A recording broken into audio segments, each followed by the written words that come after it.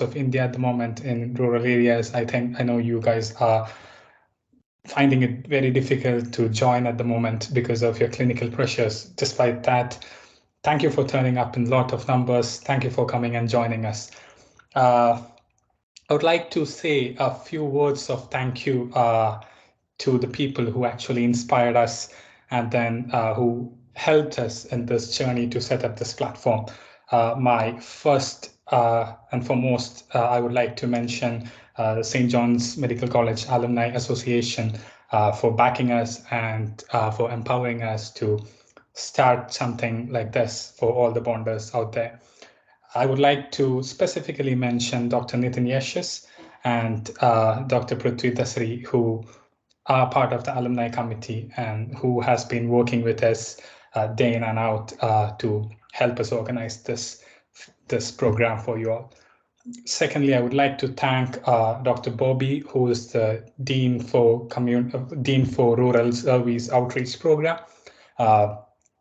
Thank you, Dr. Bobby, for helping us set this thing up and then giving us ideas and inspiring us for this. I would also like to thank St. John's Medical College team, Dr. George D'Souza, for giving us the permissions and helping us set this thing up again. Also like to thank the St. John's Medical College management too. So once again, a warm welcome to all the bonders out there. So this program, we came up with this thing mainly because we went to Bond, and while we were doing our rural service, we felt there's a constant need of being updated, being in touch with academics, because once you start working, you often forget a lot of things and then you're stuck with just work. And on top of that comes to the added pressure of managing a hospital at times all alone. And just with an internship experience, it can become a bit challenging at times. We realized that, and during the last CME that was organized by Alumni Association, we had a panel discussion and this idea came up. So a few of us decided to act upon it, and we have got this product at the moment. So, and this is going to be a long series of classes that we are going to organize. First of that is on chest X-rays, which we feel it's very important for a bonder, as X-rays is one of the most common investigation available in almost all bone centers, and you guys might be looking at different X-rays almost every day in your clinic or in your hospital. So finding out the most important diagnosis, finding out the important findings from the chest X-rays is quite important for you all, and we realize that. That's why we have organized this session, and I hope you will find it quite useful. Let me introduce the speakers for today. So we have Dr. Clyde Richard Meneses, who is a Johnite from 2011 batch, as our moderator for the session. He's currently a senior resident in radiology in St. John's. I know you guys would already know Clyde, and I extend my warm welcome and our gratitude towards Clyde. Clyde, welcome to the class. Thank you. Thank you, Alex. Thank you. And secondly, I would like to welcome our main speaker for the day, Dr. Betsy Teresa. She is currently working as a clinical fellow in Cambridge University Hospitals. She has agreed to do this session for us. Thanks a lot, Betsy, and we welcome you to the class. Thanks, Alex. Thank you. So a few other instructions for all the candidates, all the students who are joining us today. First thing, kindly mute yourself, which I can see you guys have already done. Well done. And then you can unmute and then speak when you are either asked questions or when you want to ask a question. But ideally, I would suggest you guys to keep your questions towards the end of the session when we are going to organize a Q&A session. Also, the video is going to be optional. You can either switch it on or off. It's completely up to you. And then you have chat boxes there. You can pop up your questions as and when it comes to your mind. and then we will be continuously monitoring the chat boxes. We will try and answer all the questions towards the end of the session. That way, Dr. Clyde also can join in and help us with the questions. So any other technical issues if you face during or while joining into the class, you can either contact me or Dr. Tijo or Dr. Jetan of 2015 batch directly, and we will help you out. At the end of the session, we want you guys to fill in a feedback form for us, which would help us to organize further sessions and which would further guide us in tailoring this program to your needs. So without wasting further time, I would like to hand over to Betsy. Betsy, could you please take control of the presentation from there? I am stopping the I'm stop presenting, and yep, can you please present your content? Yeah, it's loaded. Yeah, over to you, Betsy. Thank you. Thank you, Alex. Good evening, one and all. Thank you once again for joining us. I think without any further ado, we'll just start with the session. Like Alex said, this is regarding chest X-ray interpretation, just about the basics of a chest X-ray, how to analyze chest X-rays in a very systematic manner. So it's divided into 2 sessions, and this is the first session today, and we'll be dealing with the basics of a normal chest X-ray and how to read a chest X-ray step by step. Right. So in the first slide, this is about the basics of a chest X-ray. If you look at the images, you can see that the first one, the one on the top, represents the patient positioning for a standard PA chest X-ray, which is a posterior anterior chest X-ray. So this is the standard radiographic technique that we use to take X-rays. And if you look at the image, you can see that the patient faces the cassette and the X-ray beam is passing from the posterior to the anterior direction, and hence the name. So this is the most standard technique that we use to get X-rays done.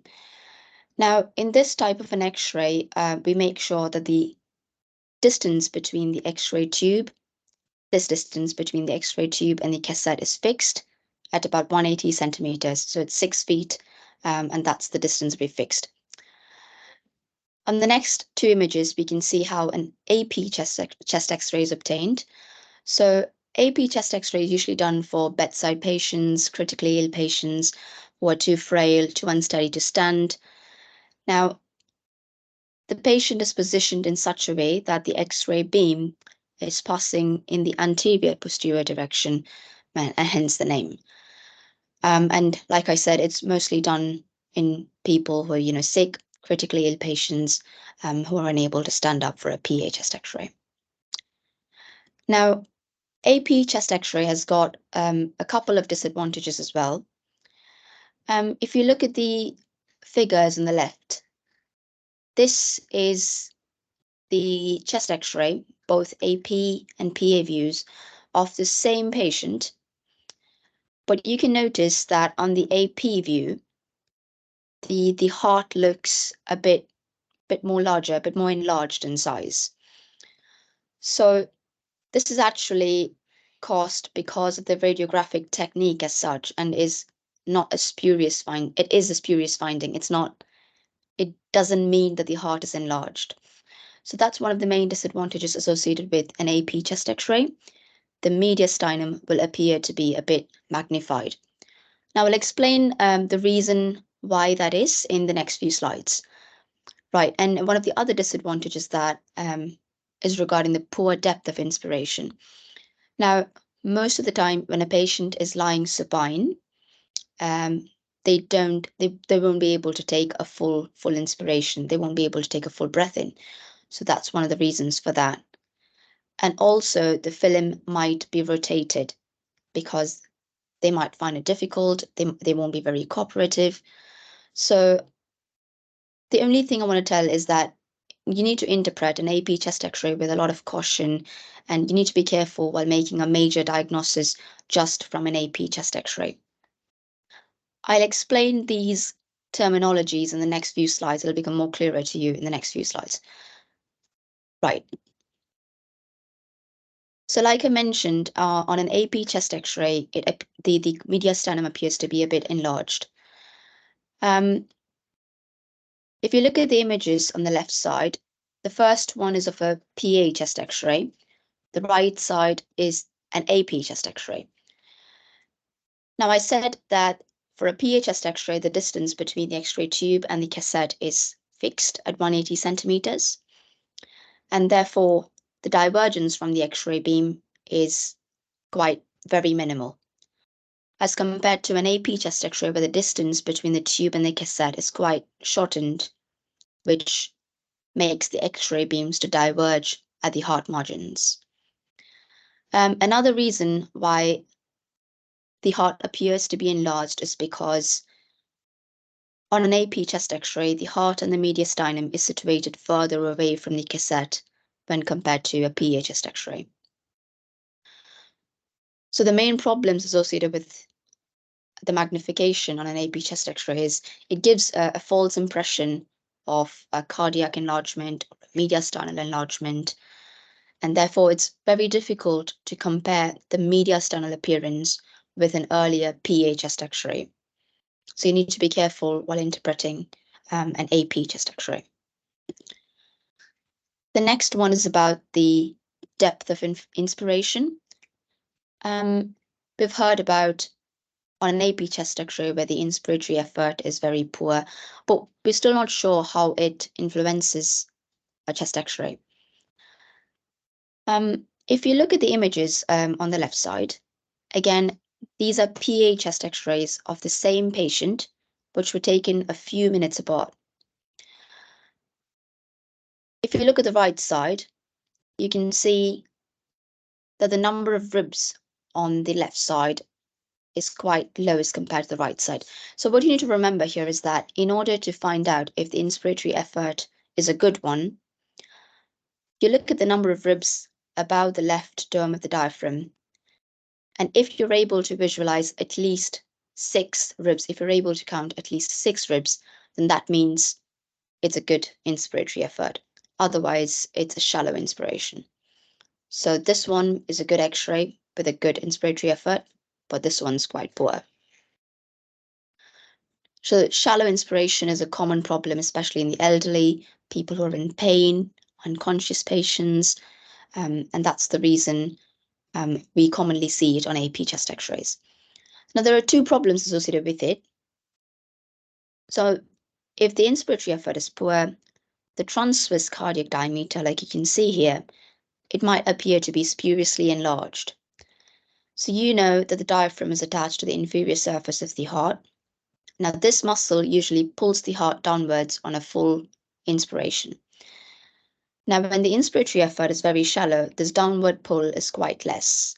And that's the reason why the side-to-side diameter of the heart appears to be enlarged.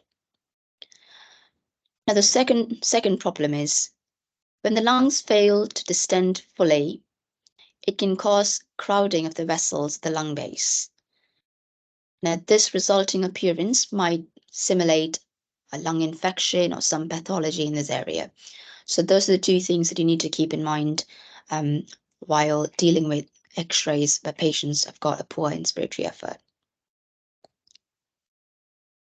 Coming on to patient rotation, you must have heard people comment on X-rays where they say, see, look, this X-ray looks like it's rotated to the left side or maybe the right side. What does it actually mean for us? Before going to that, let me explain to you how you can find out if the X-ray is rotated or not. What you need to do is draw a vertical line through the center of the vertebral bodies and check the distance of this line from the medial end of each clavicle. If the distance is equal on both sides, that means that's an ideal X-ray where it's not rotated. But rotation is present if one of the clavicles is further away from the vertical line, like you can see in this image. So this distance on the left side is quite large as compared to the one on the right, which means that this film is rotated. So rotation is present towards the side where the distance is the most. So in this case, since the distance is most on the left side, the film is rotated to the left. Now, patient rotation has got some potential problems if the film is rotated. So we'll discuss that now. If it's rotated to the right side, like you can see in the first image, the manubrium, the superior vena cava, and the aortic arch might appear to be unusually prominent, which might mimic a mass in the mediastinum. So be careful about that. So it can often be a problem in drowsy and ill adults, and even in children who are not very cooperative to take an X-ray. So make sure you note whether the X-ray is rotated or not. Similarly, if the patient is rotated to the left side, like you can see here, there might be an undue prominence of the aortic arch. This might cause one side of the lung to appear more blacker. So again, spurious diagnosis of pneumothorax, etc.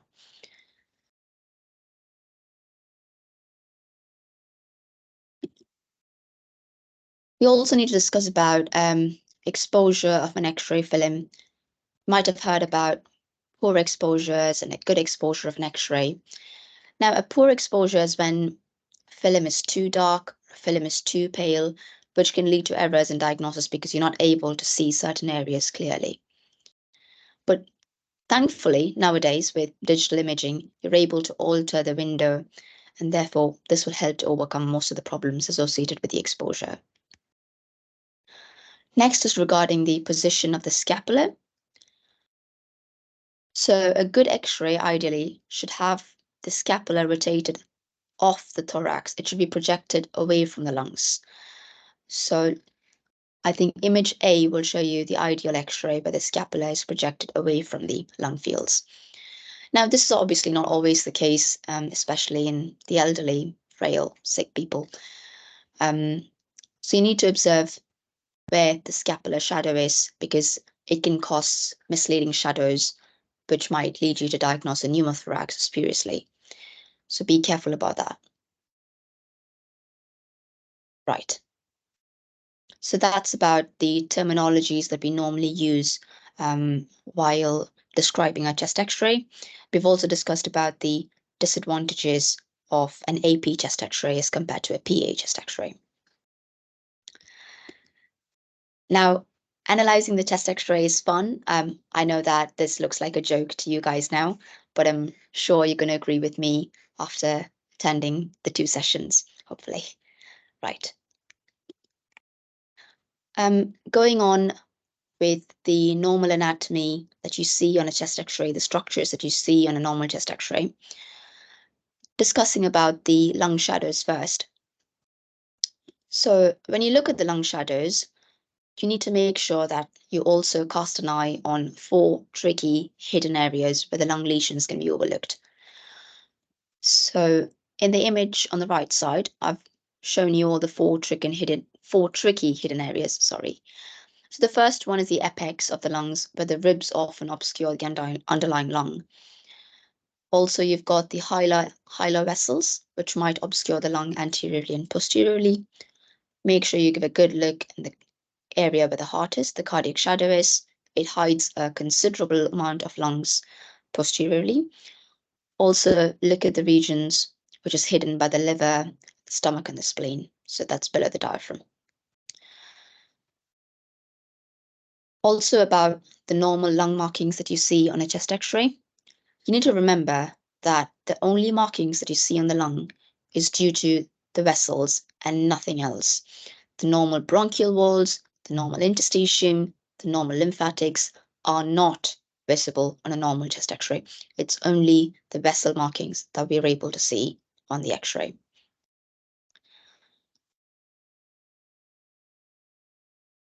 Moving on, we need to discuss about what the normal hilum looks like. What are the things that you need to look for in the hilar region?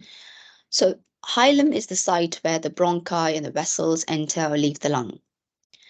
Now, the hilar shadows that you see on both sides are normally caused by the pulmonary artery mainly, and also the vein. But you need to remember that there's only a very minor contribution from fat, lymph nodes, and the bronchial walls. It's mainly composed of the artery and the vein. Now, if you look at the size and the density you need to compare it with the other side. It's almost the same on both sides normally. When you look at the shape of it, you need to remember that there are no lumpy or bumpy elements in the hilum because the vessel margins are very, very smooth. You also need to check the position of the hilum. Normally, the superior margin of the left hilum is higher than the right side, or maybe even at the same level. If you look at this image, the X represents the pulmonary trunk, and the blue is for the pulmonary artery, and the red or the brown, it represents the pulmonary veins. So like I said, the superior margin of the left hilum is slightly higher as compared to the right side. So that's mainly because the left pulmonary artery, it passes over the left main bronchus, whereas on the right side, the right pulmonary trunk, the right pulmonary artery passes in front of the main bronchus, and that's the reason why the hilum is slightly on the high side on the left side. You need to remember that the left hilum should never be lower than the right side. Moving on to heart chambers and borders. When you look at the cardiac shadow, the margins of the cardiac silhouette is formed by the 4 chambers of the heart. I think this image will make it more easier to look at the different chambers that forms the heart borders. So the pink represents the right atrium. So the right heart border is mainly formed by the right atrium, the inferior border formed by the right ventricle. The left heart border is primarily formed by the left ventricle, a small portion by the left atrium. So you can diagnose different kinds of cardiac diseases with a chest X-ray. You can look for chamber enlargement. You can look for left ventricular aneurysms, pericardial effusions, left ventricular failure, and so on and on. Next is about deciding on whether there is a cardiac enlargement or not. That's where the entity called cardiothoracic ratio comes into picture. So in order to calculate that, we need to find out the ratio of the maximum horizontal cardiac diameter, which is A in this figure, by the maximum horizontal thoracic diameter, which is B. Now, while measuring the transverse diameter of the thorax, it is the internal width of the thoracic cage. So it's measured from the inner cortex of the rib to the inner cortex of the rib. So it's the inner diameter, the internal width of the thoracic cage that we measure, not the outer one. So most times, normally, the cardiothoracic ratio is less than 50% on a normal chest X-ray, on a PA chest X-ray in full inspiration. Now, why that's important is because, like I discussed earlier, on an AP chest X-ray, there is some amount of magnification that's caused because of the radiographic technique. So you need to make sure that you measure it only on a PA chest X-ray. Also, it should be in full inspiration because a poor inspiratory effort, again, can cause spurious cardiac enlargement. So you need to remember that if A by B if the ratio is more than 50%, that's when we say that the heart is likely to be enlarged. So you need to calculate this ratio, and that'll give you an idea of whether the heart is enlarged or not.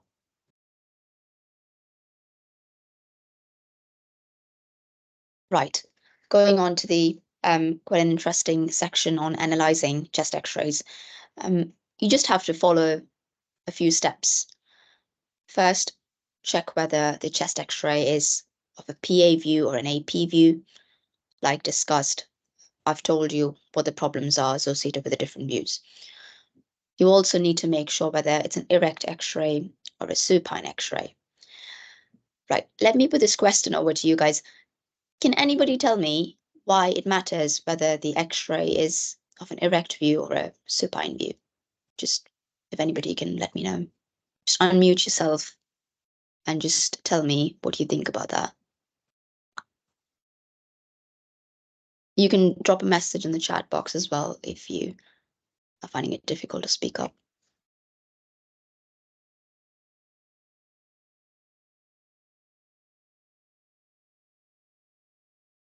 Any volunteers?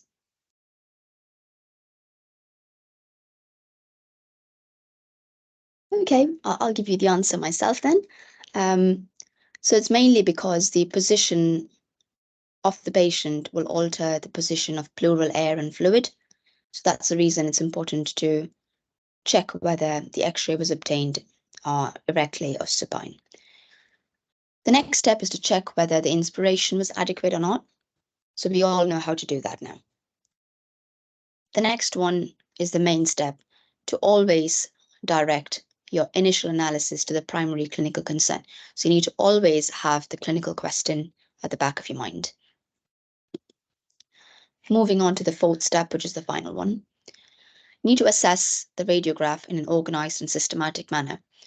So the first step is to check for any enlargement of the heart. So just calculate the CTR ratio. Then you need to check for the domes of the diaphragm, check whether they're clearly seen and well-defined, check whether the borders are sharp. Now, if part of the diaphragmatic dome is obscured, you need to suspect a pathology in the adjacent lower lobe of the lung. So that's something important to keep in mind.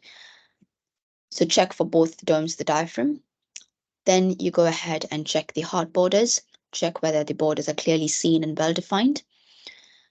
Again, if the borders are not well defined, you need to suspect a pathology in the immediately adjacent lung lobe. Next, you go ahead and check for the hilar, check the position, check the size, shape, and the density. We've discussed that already. Then finally, you need to check for the lung shadows. Again, don't forget to check the 4 tricky hidden areas of the lung. Last but not the least, you need to check if the bones are normal or not. Check for all the bones, the clavicle, the scapula, the ribs. Finally, keep asking yourself if you've addressed this patient's clinical problem. And if you have, you've already won. So always keep the clinical concern, the clinical question in the back of your head. Moving on, I've just shown you a few examples of X-rays where the diaphragmatic borders and the mediastinal borders, checking those borders are quite important. So if you look at the first one, do you think that both domes of the diaphragm are clearly seen and well defined? Well, I don't think so. The left lobe of the diaphragm, in this patient, most of the left dome is obscured. So this is due to some consolidation in the lower lobe. Similarly, if you check the second figure, do you think that both the heart borders are clearly seen or well defined?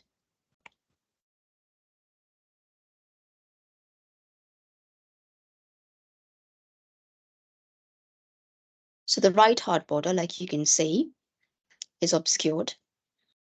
So that's mainly because there is some consolidation in the right middle lobe that's causing the problem. So that's why it's important to always look at the diaphragmatic borders and the lung borders, because that'll give you a clue about where the pathology is. Right.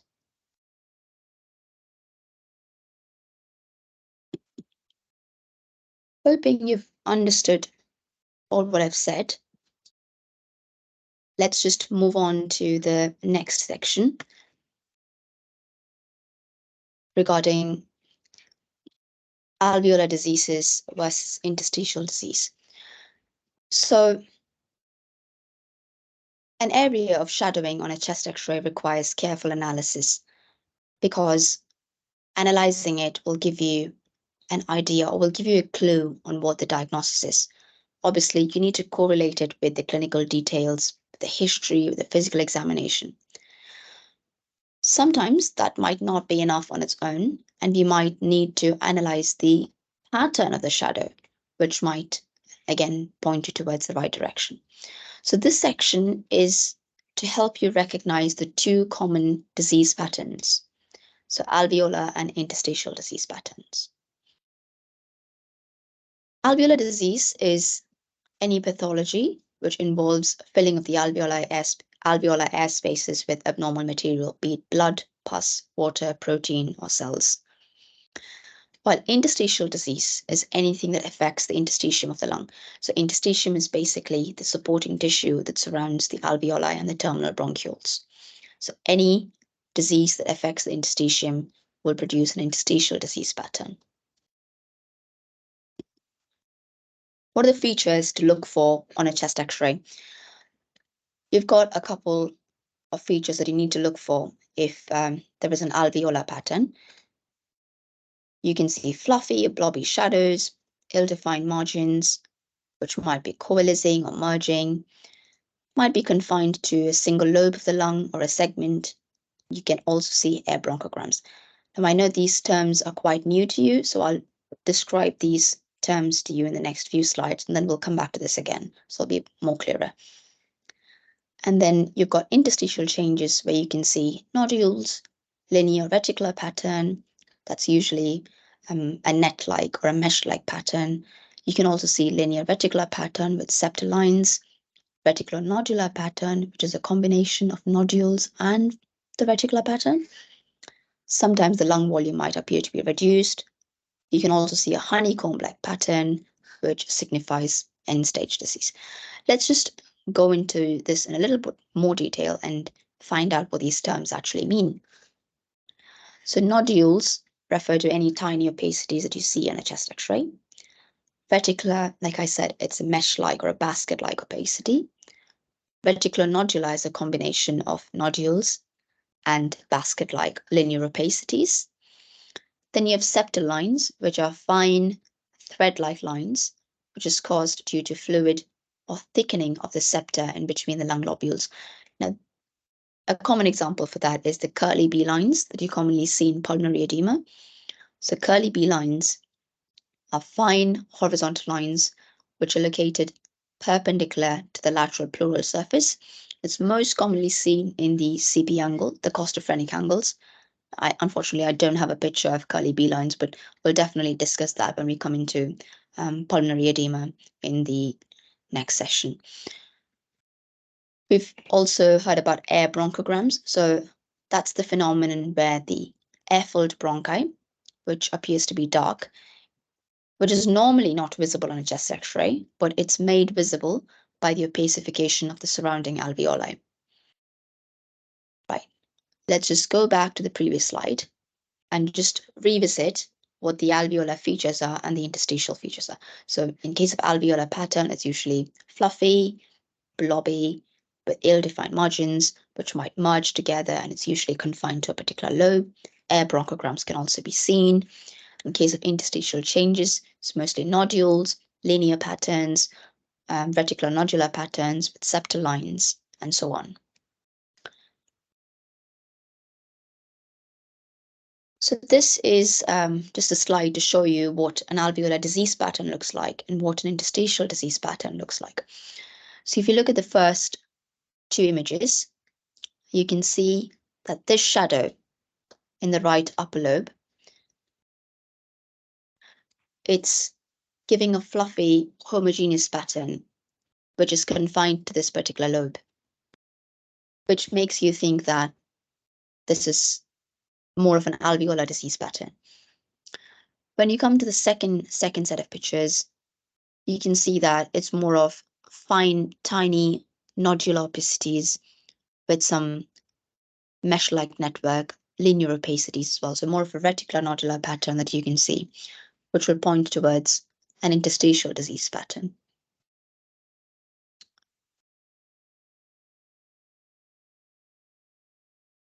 Next comes the question of whether we're sure about whether there is an interstitial shadow or not. So you've had instances where you have to look at the X-ray, keep zooming in and out to look for whether there is a shadow there or not. You're not very sure, are you? So that's a regular problem that we face when determining whether the lungs are actually clear and normal, because sometimes the lung markings, which is the normal vessels, will appear to be rather very prominent. And so we don't know whether there's anything there or not. I mean, could some of these markings be fine interstitial shadows? We don't know. So you need to remember that normally on the lungs, normally the lung shadows in the chest X-ray would show nothing other than the blood vessels and maybe a lung fissure occasionally. But the bronchial walls, the alveoli, the interstitium, the lymphatics, none of these are visible. So how do you know if there is anything there? There are two easy rules to find that out. So the first one is to look at the lung, which is immediately adjacent to the costophrenic angle. It should normally be clear. So if you look at these figures, on the first one, it does appear like there are some shadows on the lower zone. When you look at it carefully, you can see that the CP angles are clear. There are no shadows there, so that's good. Now, you need to remember that if the CP angles show any prominent markings, then interstitial disease at the lung base is very, very likely. The second rule is to take all the lung markings that's caused by vessels and just erase them, just throw them away. If the vessels are thrown away and you see that there's nothing left, that means it's clear lungs. But if you can still see something, then it's probably an interstitial disease. So if you look at this one, again, the CP angles are clear. If you erase all the markings that's caused by the blood vessels, you can clearly see that this X-ray is completely normal.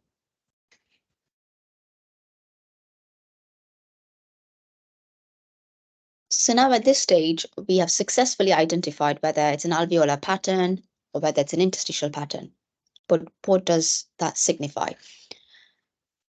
So a dominant alveolar or interstitial pattern will help us to select or consider a set of differential diagnoses. And then after correlating it with the history and the physical examination and the laboratory findings, the likely diagnosis will usually emerge. So a few examples for the dominant alveolar pattern would be pulmonary edema, lobar pneumonia, hemorrhage, lymphoma, bronchoalveolar cell carcinoma, ARDS, and aspiration pneumonia. In case of an interstitial pattern, pulmonary edema, again, it shows both alveolar and interstitial patterns. So that comes under both. We've also got atypical pneumonia, TB, sarcoid, idiopathic pulmonary fibrosis, rheumatoid lung, scleroderma, lymphangitis, carcinomatosa, and so on. This is not an exclusive list, but these are just some of the common examples that you see. So just to describe lymphangitis carcinomatosa, it's just the term given to tumor that is spreading through the lymphatics of the lung, and it's most commonly seen secondary to lung adenocarcinoma. So that gives a dominant interstitial pattern. Again, a few examples to show you what an alveolar pattern looks like and what an interstitial pattern looks like. I think it must be quite clear to you now that the left side shows a dominant alveolar pattern because the shadows appear to be fluffy with irregular margins confined to a particular lobe, so more tending towards an alveolar pattern. And on the other side, you've got, again, mesh-like opacities, linear opacities, which makes me think that it would be more of an interstitial pattern.